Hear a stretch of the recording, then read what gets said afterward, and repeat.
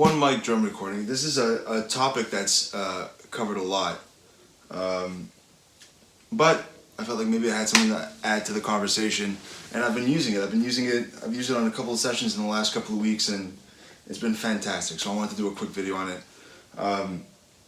I'm using a Beyerdynamic M260, I believe from the 60s, without the bass roll off on. So a really cool mic, and I'm using it in the knee mic position, or the Chad Blake position. I set up a small kit in my office, in my home office. It's not treated. There's like a couch there. There's a bookcase, as you can see, and then like I've got like a couple of drum sets thrown in here, and so it's not a treated drum room. So how do you record? What are some of the things to think about when you're recording with one microphone in a room that's not well treated? I think the most important thing is we talk about balance, but it's also to play very softly. And the reason for that is, first of all, you're not engaging a lot of the deficiencies in your room when you're playing really softly. Everything's kind of congealing right around here the softer you play. If I'm hitting a snare really hard, it's going to bounce off the ceiling, it's going to bounce off that wall, all these parallel surfaces, and everything is kind of going to interact with the natural sound of the drum set in a negative way.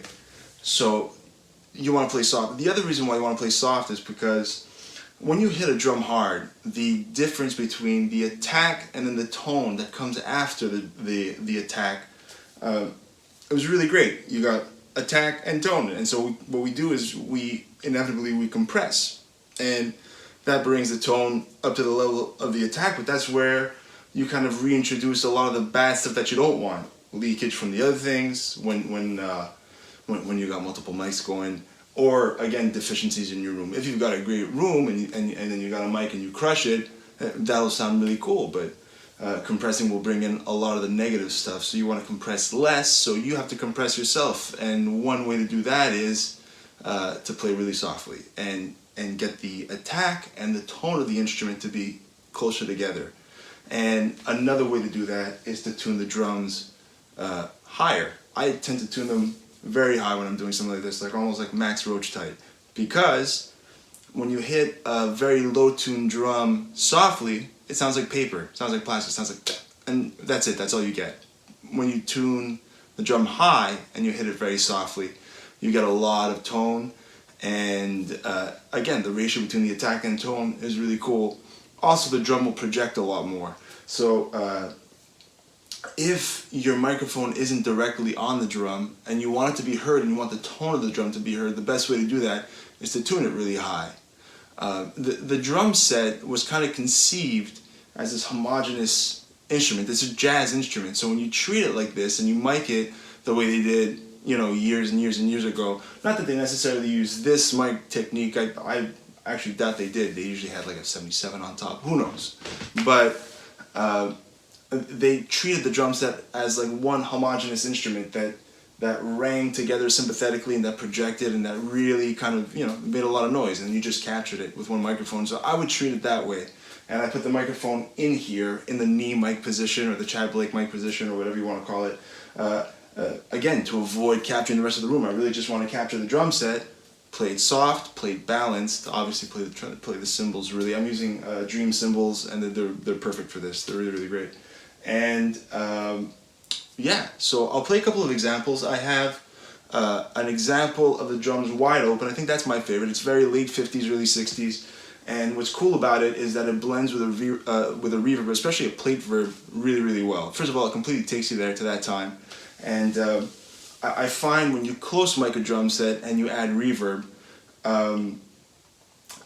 it always sounds a little disconnected from the drum set. But with like just like this one mic thing, and the drums tuned nice and high, and the drums wide open, no muffling, there's already a lot of sustain going on. And when you add a plate verb, it interacts with the drum set a lot better. So I think that's really cool. And then I did another version of this, but muted. I put like a ring on the snare and a couple pieces of material on the toms, and so you don't get that sympathetic ring anymore, but you do get a little more separation. It sounds a little more mid-60s soul, mid to late 60s soul. Just small changes like that. These are impressions, not hard and fast rules. But so I have an example of open and an example of the muted, and I've also done a couple of shots on just kick and snare, because what I like about the open thing is that when I hit snare, the toms kind of almost create like this chamber verb for the snare, but they add so much ambience, and we're always trying to lengthen the sound of our snares and kind of add tone and fatness and ambience. And sometimes if everything is tuned well and sympathetic, it can actually work really cool. So there are a couple of hits on kick and snare where the drums are muted, and a couple where the drums are open, and so you can hear the differences as well. So enjoy.